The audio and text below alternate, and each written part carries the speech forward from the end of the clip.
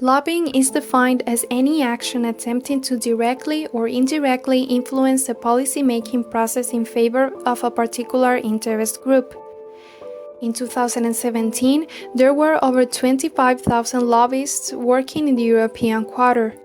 More than 1.5 billion euros is spent each year on lobbying the main institutions of the EU and Brussels offices of national governments. In Brussels, insider knowledge is a highly prized commodity. One of the main concerns of interest groups is legislation. Laws or reforms are proposed by the European Commission and amended and ultimately approved by the European Parliament and the Council of the EU.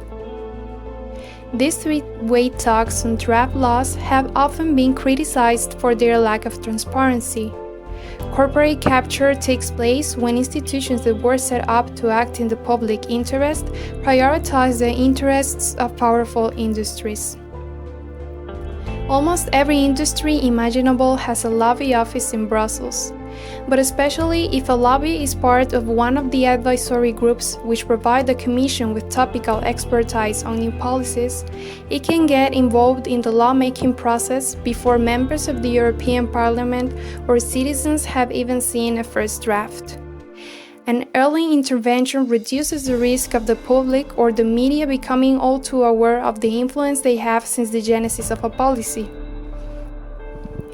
Roundtable of industrialists, composed with the largest transnational corporations in Europe, as well as Business Europe, the continent's main umbrella organization for employers, are the most potent cross-sectoral lobby groups in terms of political impact and access to the highest-ranking decision-makers.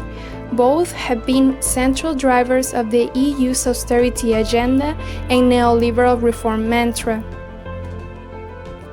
Lobby consultancies are known for their ability to manipulate public debate or get face-to-face meetings with the most influential decision-makers in the EU institutions. They sell strategic advice and services like image laundering or greenwashing to the highest bidder. Lobbyist strategies are numerous. They repeat their message everywhere to create an illusion of a general consensus, many times through well-established think tanks to give it more legitimacy. Also, they can monitor public-private research projects to generate favorable study data, fund scientists to echo their messages, and hire product defense companies to cast doubt on unfavorable independent study findings. Lobbyists even provide concrete policy inputs in the form of amendments and allow members to pass them off as their own. What's more, they also headhunt ex-EU officials. By 2017, one of every 3 ex-commissioners who left the Commission in 2014 got involved in lobbying. For instance, the former president of the Commission, José Manuel Barroso, was criticized for joining the investment bank Goldman Sachs. Accountability in lobbying should be a crucial matter. In fact, it exists a EU transparency register, which many lobby actors have signed up. However, as a voluntary tool that is not subject to thorough systematic data checks, the register contains many incomplete and unreliable entries. It is necessary a truly mandatory, legally binding tool of transparency.